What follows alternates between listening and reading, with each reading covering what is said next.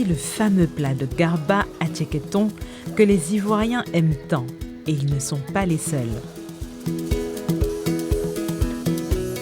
Cette semoule de manioc a conquis le monde, mais c'est avant tout un business qui fait vivre de nombreuses familles, des producteurs aux exportateurs, en passant par les restaurateurs et les coins populaires comme le garba choco. On ne peut même pas vivre sans la tchéké, non, on ne peut pas. Puisque depuis petit, je mange la tchéké. Et puis, bon. On mange la tchéké tout le temps. Voilà. Souvent, quand tu descends, tu quittes au travail, aller préparer, tout ça, c'est tout. Tu peux manger la tchéké avec tout. Dans les tubercules, les feuilles, la farine, la pâte, la semoule ou le couscous, le manioc est un aliment de base en Afrique. Près de la moitié de la production mondiale de manioc provient du continent. Bien que peu structurée, cette filière est rentable pour ceux qui osent se lancer.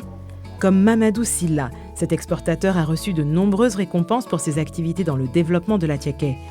Aujourd'hui, il transforme et revend dans le reste de l'Afrique, de l'Europe, de l'Amérique et de l'Asie son attiéké made in Côte d'Ivoire.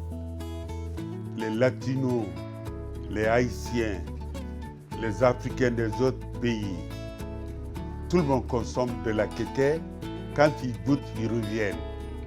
Et le marché est très porteur, il ne fait que se développer.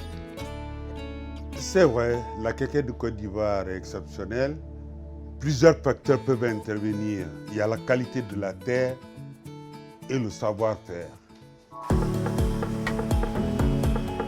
En 2019, la production de manioc est estimée à près de 6 millions de tonnes en Côte d'Ivoire. Pour protéger la tchéké et pour garantir sa qualité, les autorités ivoiriennes souhaitent qu'il soit labellisé « Made in Côte d'Ivoire ». Et selon l'experte Akwa Assunta Adaye, le secteur est très porteur, mais il faut d'abord en relever les défis.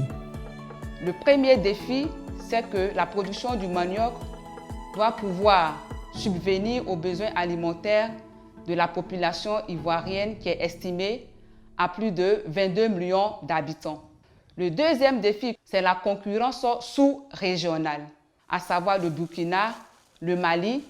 Donc, pour contrer véritablement cette concurrence sous-régionale, il va falloir mettre en place un système pour pouvoir mieux organiser tous les acteurs de la filière manioc. C'est-à-dire l'État ivoirien doit mettre en place des stratégies pour que la tchéké ivoirienne soit reconnue au niveau international. Le troisième défi que le manioc doit relever, c'est au niveau de la scolarisation, parce que la filière manioc occupe près de 90% des femmes.